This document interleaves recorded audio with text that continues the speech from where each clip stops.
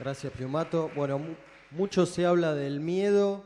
En todos estos años pasamos hablando de que tenemos miedo, que hay mucha gente con miedo, que nadie quiere denunciar por la impunidad que existe.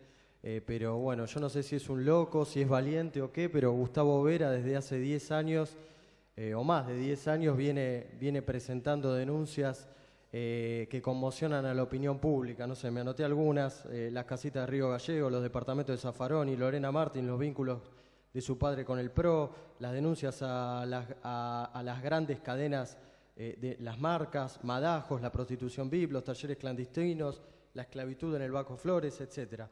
Bueno, será un honor escuchar a Gustavo Vera, presidente de la Alameda, un maestro de escuela y que también está al frente del mensuario agendaoculta.net. Gracias. Bueno, en esta parte, porque yo ya había intervenido algunos minutitos al principio, voy a referirme exclusivamente al tema que tiene que ver con trabajo esclavo en la Argentina. Estaba pensando por dónde empezar, porque hay muchos ángulos por dónde empezar, pero voy a tratar de empezar por algún lado donde se pueda entender de lo general a lo particular, porque siempre hago al revés. Hay un libro que se llama La situación de la clase obrera en Inglaterra, ¿sí? Donde Engels describe la forma brutal en que los costureros irlandeses estaban siendo explotados en las textiles inglesas, en el inicio del capitalismo. Jornadas brutales de 14, 16 horas, aspiraban polvillo, contraían neumonía, tuberculosis, diferentes afecciones pulmonares, dormían abajo de las máquinas o al lado de las máquinas. Los chicos también estaban sometidos a trabajo esclavo dentro del mismo establecimiento. Y cuando uno sacaba esos relatos que aparecen en ese libro, los saca, digamos, como relatos, y los compara con los cientos y cientos de relatos que hemos apilado en la Defensoría del Pueblo antes de presentar las denuncias judiciales, sobre costureros bolivianos que están siendo salvajemente explotados en miles y miles de talleres clandestinos, en Buenos Aires, en la capital, en Rosario, en Córdoba, en distintos centros urbanos del país. La verdad que si a uno no le dicen previamente de qué se trata un texto y de qué se trata el otro, le puedo asegurar que son iguales. Son iguales, son muy parecidos, ¿sí?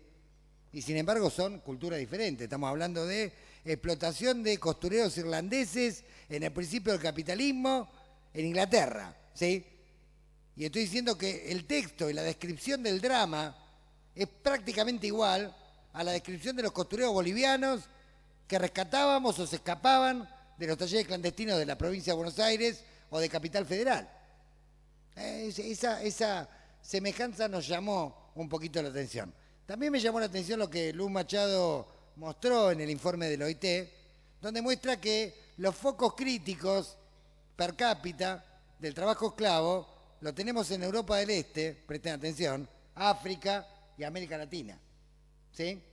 No es casualidad esto. Y ustedes dirán, ¿qué tiene que ver una cosa con la otra? Tiene mucho que ver. Pensemos un poquitito.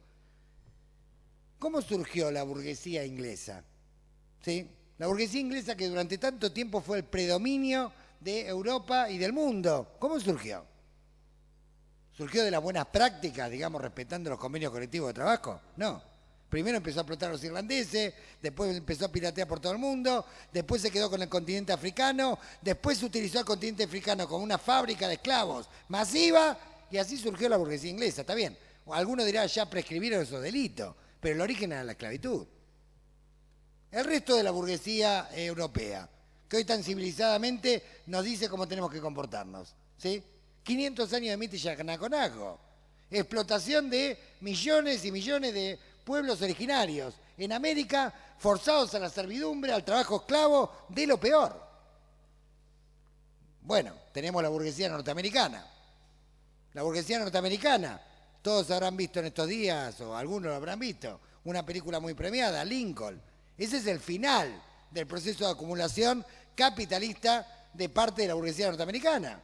El sur, algodón, trabajo esclavo, ¿sí?, de esclavos que venían de África, sometidos a las peores prácticas. Por eso hay semejanza entre el texto de Engels y el testimonio de un costurero que se escapa de un taller clandestino.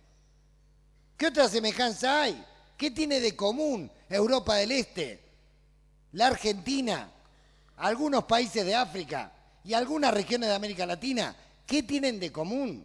Que hay un proceso de recreación de una burguesía local a lo que dé lugar. Hay un proceso de acumulación primitiva de capital a lo que dé lugar. A lo que dé lugar es narcotráfico, trata sexual, contrabando, trabajo esclavo, a lo que dé lugar, como se hizo la burguesía inglesa, a lo que dé lugar, explotando un continente entero, o la burguesía europea, 500 años reventando indios, violándolo, matándolo, reduciéndolo a la servidumbre, o cómo se piensa que surgió la burguesía española, francesa, portuguesa. ¿De dónde creen que se nutrió su capital? Del trabajo esclavo, de la explotación más abyecta. ¿Por qué Europa del Este? Bueno, cayó un sistema, ¿sí? Algunos lo llaman socialista, otros lo llamaban, bueno, tenía diferentes formas. Lo cierto es que cayó un sistema donde los medios de producción estaban en manos del Estado. Mal, bien administrados, esa es otra discusión. El sistema cae, el capitalismo toma ese mercado, empieza una disputa. Las potencias capitalistas quieren apoderarse del mercado de Rusia y de Europa del Este, pero la vieja burocracia que detentaba lugares claves en el Estado se asocia con mafias. Y tiene una ayudita, ¿no? De las mafias italianas, bueno, Antonio les puede comentar. Después, tiene ayudita de las mafias que ya existían. Entonces, las mafias que ya existían, junto con los sectores de la burocracia repodrida, hicieron acuerdo y dijeron, ¿por qué no empezamos a contrabandear armamento nuclear, y mujeres, y trabajo esclavo? Rusia. Eso es Rusia. A ver, ¿usted dónde se piensa que sacó la plata la burguesía rusa? Todo choreo, todo crimen organizado. ¿Y Europa del Este? ¿Cómo surgió en 10 años una burguesía? Porque ya tiene una clase empresarial, tiene industriales, tiene terratenientes, han lavado la guita y todo en un proceso meteórico de 10 años. Entonces, claramente, ¿cómo no va a estar focalizado el drama del trabajo esclavo y la trata en Europa del Este? Si es ahí donde se está reconstruyendo una burguesía. ¿Qué pasa en la Argentina? A diferencia de Brasil, donde el problema del trabajo esclavo es histórico, ¿sí? Pero hay una política pública que lo combate persistentemente. En la Argentina no. ¿Por qué? En la Argentina, como bien decía Julio, había otro sistema. Había una burguesía ligada al mercado interno que había surgido en el periodo de las guerras, bajo un gobierno nacional que había logrado de alguna manera cierto desarrollo que la dictadura militar destruyó. La dictadura militar favorece la transnacionalización de la economía, ¿sí? El menemismo profundiza este rumbo, y lo cierto es que cuando llegamos a la crisis del 2001 tenemos un par de multinacionales, un país reventado y una burguesía local que ha desaparecido prácticamente del planeta. ¿Sí? Tenemos un señor que se llama Néstor Kirchner, que el 25 de mayo del 2003, en su discurso inaugural, dijo 3 veces, ¿sí? Es interesante porque nunca nos mintió, siempre nos dijo la verdad, el objetivo de mi plan económico, la reconstrucción de la burguesía nacional. Yo me preguntaba, bueno, a ver, ¿cómo reconstruirá la burguesía nacional? ¿Como Inglaterra? ¿Como Estados Unidos? ¿Como Rusia? ¿Como los países de Europa del Este? ¿Cómo se va a reconstruir? Porque yo no conozco, salvo el caso Solano López en Paraguay y algún que otro caso perdido por ahí, no conozco muchos casos de reconstrucciones de burguesía nacional que no haya sido sobre la base de la locomotora, de la mafia y del crimen organizado. Entonces, lo que estamos teniendo en la Argentina es un proceso de acumulación mafiosa, ¿sí? Y gran crimen organizado. Esto es lo que explica que el Papa Francisco una y otra vez en sus homilías decía ciudad coimera, ciudad coimera, ciudad coimera, ciudad como metáfora. Cualquiera que pensara, obviamente que lo conoce a Francisco, sabe que era una metáfora propia de la jurisdicción en donde estaba dando la homilía. Y porque no podía accederse a esa jurisdicción. Pero claramente estaba dando una metáfora nacional del fenómeno, ¿sí? Proceso de acumulación mafiosa que lleva a que no tengamos condenados por lavado de dinero. Esto que dije al principio, pero que no, después lo vamos a volver a retomar en otro momento del Congreso. Pero ahora quiero referirme al tema del trabajo esclavo. Volvamos al ejemplo. Entonces, por eso tenemos tanta similitud. Cuando uno lee, por ejemplo, el capítulo 10 del Capital, la acumulación primitiva del capital, ¿sí? Y se pone a leer todos los documentos que hay de denuncias de la Alameda y muchos en la Defensoría y muchos en los juzgados sobre el trabajo rural, ¿sí? En la horticultura, en la fruticultura o sobre el trabajo esclavo en la industria textil, encuentra similitudes enormes. Y tiene que ver concretamente, justamente con este proceso de acumulación. Hay empresas nacionales fuertemente involucradas, empresas internacionales. La industria textil, ¿por qué es la que tiene la mayor cantidad de trabajo esclavo per cápita de todas las ramas de la economía? La industria textil estaba prácticamente fuera de juego. En la década del 90, con la convertibilidad, las importaciones prácticamente había desaparecido. Es lo primero que se reactiva cuando hay un proceso de reactivación económica, ¿sí? Bueno, se reactiva con un modelo que fomenta, digamos, el mercado interno. El mercado interno lo que no significa que proteja a los trabajadores. Fomenta el mercado interno. Esto reactivó la industria textil, pero la reactivó obviamente mediante mecanismos de trata y tráfico de personas. ¿Por qué? Porque acá durante una década no hubo costureros y aparte con los sueldos que ofrecían los empresarios, como de Mendiguren, los trabajadores no iban a... Los trabajadores argentinos que tienen conciencia de la dignidad que habían tenido décadas atrás no iban a trabajar. Fueron a buscarlos al campo, a los sectores más vulnerables del interior y del exterior del país, con promesas falsas y empezaron a armar un ejército de trabajo esclavo, reducido a servidumbre. Lo mismo pasó con la fruticultura, lo mismo pasó con la horticultura. Cuando decimos 500.000 de esclavos en Argentina, creo que es una cifra recontra conservadora, porque solamente tenemos 300.000 esclavos trabajando para la salada, solamente.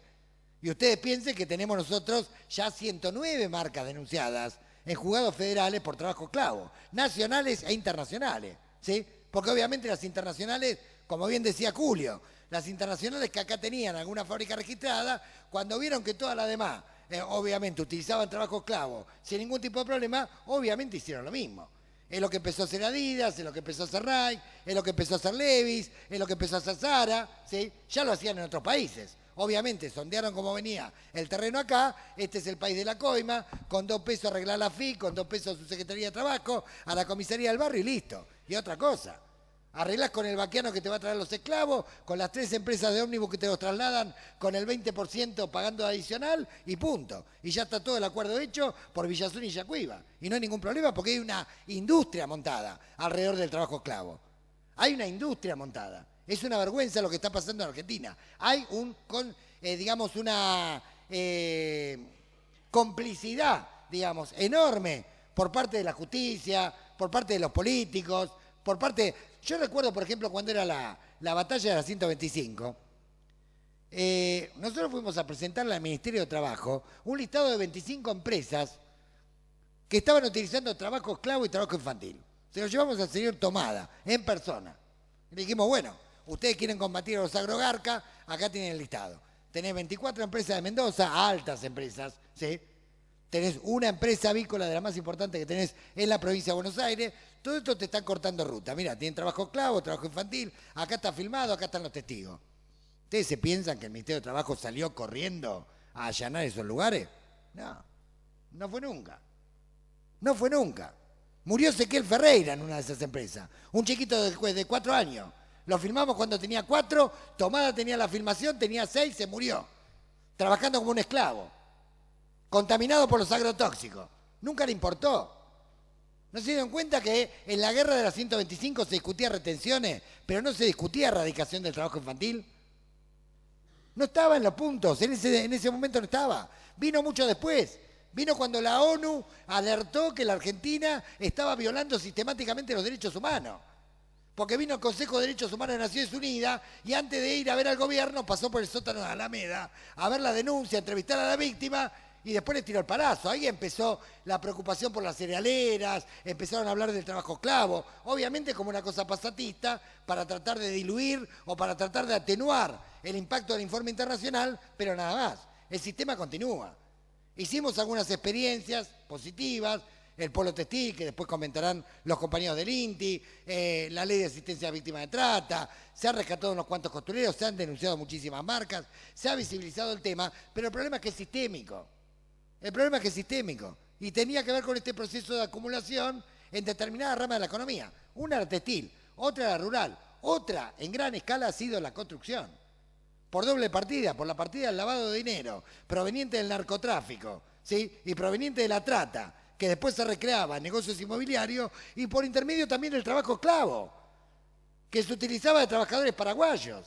Cuanto uno más se aleja del centro hacia la periferia, más situaciones de precarización cercanas al trabajo esclavo encuentra. O sea, compañeros que trabajan más de 12 horas, sin convenio, sin derecho gremial, sin ningún tipo de protección. Esto también lo encontramos. Lo hemos encontrado en el calzado, lo hemos encontrado en varias ramas de la economía, esto sin hablar del 35% de precarización que tenemos en la población económicamente activa. Entonces, hay muchos videos sobre el tema, pueden consultar mucho sobre esto. Nosotros pensamos que la solución de esto tiene mucho que ver con lo que planteaba el compañero Tonio de Libera. Nosotros venimos planteando que hay que incautar los bienes, concretamente los esclavistas, y reutilizarlos socialmente en beneficio de las víctimas. O sea, el modelo de lo que se armó en el Polo Textil.